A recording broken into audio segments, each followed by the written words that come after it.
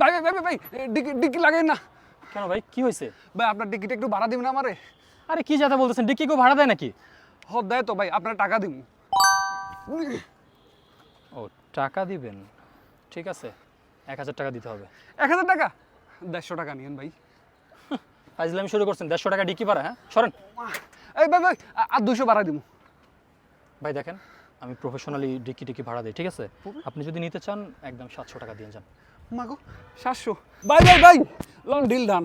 ওকে, handshake তো করতে পারবেন না। Tick tick. আসেন আসেন, এই পাশে মাথা দেন, এখানে ভাই। বালিশও রাখা আছে। বালিশ আছে? হ্যাঁ। তাহলে মালটা আপনি প্যাকেট করেন, আমি পলাই। হ্যাঁ ঠিক আছে, আপনি ওই পাশে বসেন। আচ্ছা থাকুন। ঢুকে যান, পা উঠান।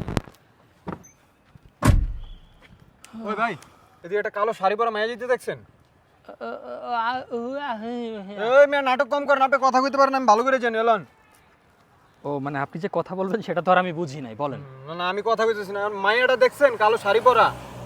আমি একটা মেয়ে দেখছিলাম কিন্তু আমার মনে আসতেছে না। মনে আসতেছে না? মনে মনে করার চেষ্টা করেন।